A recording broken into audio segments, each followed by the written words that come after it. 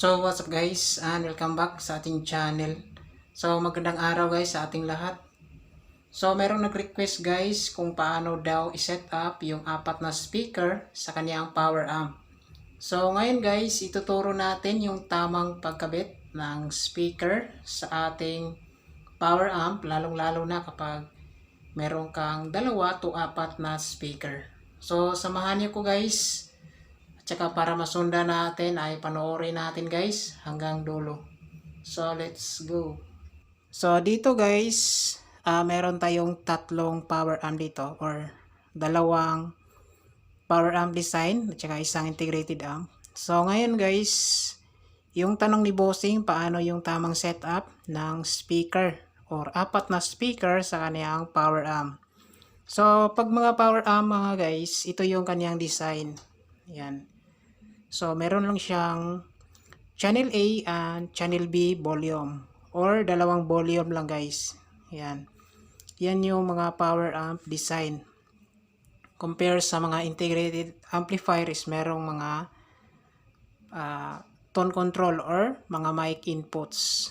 Tsaka iisa lang yung kanyang volume control. Yan. Sa power amp guys ay dalawang volume control lang po yan na makikita natin sa harapan. Tapos, merong isang switch. Ayan guys. Ayan. So, direct tayo guys.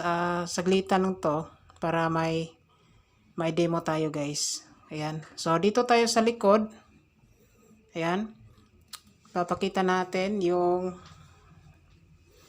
likuran ng power amp. Ayan.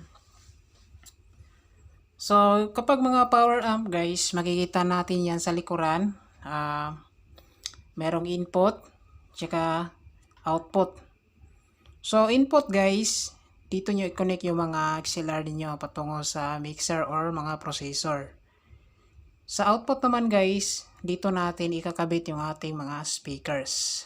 Example mga guys, mayroon tayong dalawang speakers. Yan.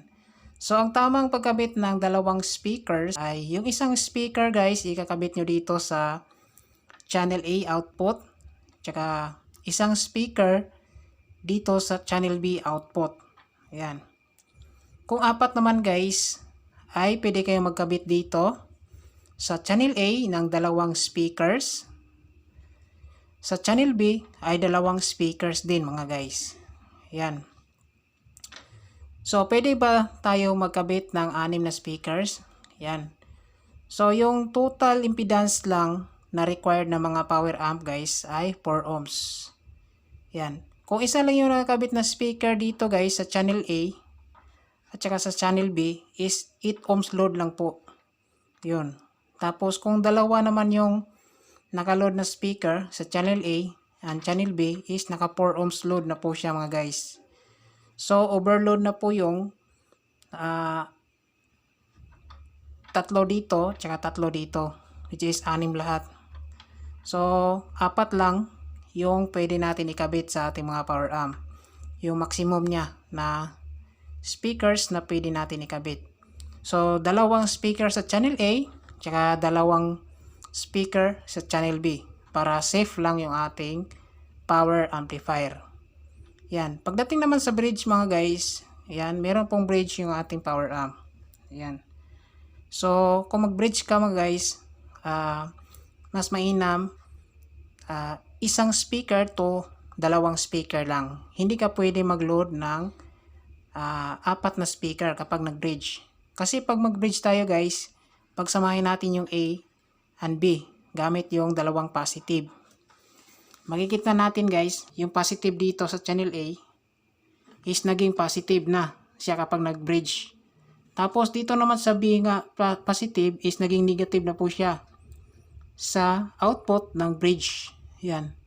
So, maximum na pwede natin ikabit dito guys kapag mag-bridge tayo ay isang speaker to dalawang speaker lang po mga guys. Ayan.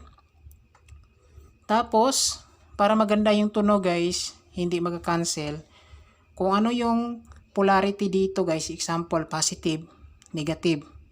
So, yung dalawang speaker mga guys, dito nyo ikabit yung dalawang positive at saka dalawang negative. Ayan. Same din dito guys.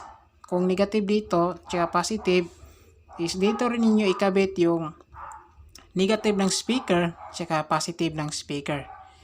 Dahil kapag magbaliktad po kayo guys, naibaliktad ninyo makabit yung positive tsaka negative is nagkukos po yan ng cancel mga guys. Mawawala yung pwersa kapag pinagsabay pinatunog yung dalawang channel. So mas mainam kung ano yung polarity dito guys ay yun din ang sundin natin para maganda yung output ng ating speakers. Ayan. So overall guys, yan lang po yung tamang pagabit ng speakers. Dalawang speaker sa channel A, dalawang speaker sa channel B. So hindi nyo lang yung polarity kung ano yung nakalagay dito.